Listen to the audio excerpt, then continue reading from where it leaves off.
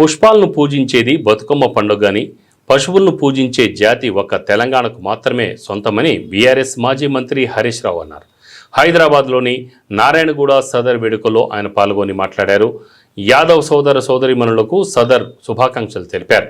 ముఖ్యంగా సదర్ అంటే ఒక ప్రత్యేకత అని, యాదవ్ జాతి దీపావళి సందర్భంగా దున్నలను పూజించే గొప్ప సంస్కృతికి ఈ పండుగ చిహ్నమని పేర్కొన్నారు.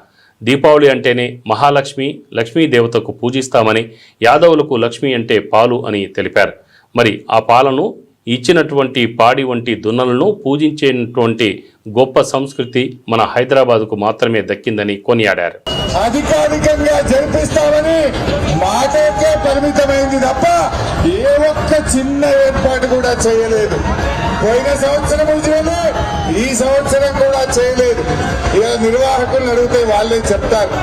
బట్ ఏది ఏమైనా ఈరోజు కేసీఆర్ గారికి యాదవులంటే ఎంత ప్రేమో, ఎంత గౌరవమో మీ అందరికీ తెలియదు కాదు.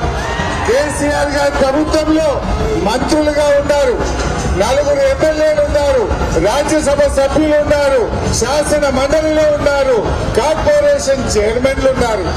ఇలా ఏంటో పరిస్థితి నాకంటే ఎక్కువ మీకే తెలుసు.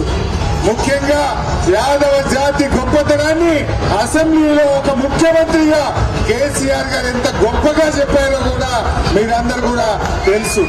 అంటే గతంలో ఏ సీఎం కూడా యాదవ జాతి పనితనం గురించి, యాదవుల నిజాయితీ గురించి, నిబద్ధత గురించి గొప్పగా శాసనసభలో చెప్పిన నాయకుడు కేసీఆర్ గారు. మరి ఈ సదర్ పండుగ ఎంతో అంగరంగ వైభవంగా నాటి పూర్వీకులు ఇచ్చిన ఈ సాంప్రదాయాన్ని ఈ తరం ముందుకు తీసుకుపోవడం అనేది చాలా సంతోషమైనటువంటి విషయం.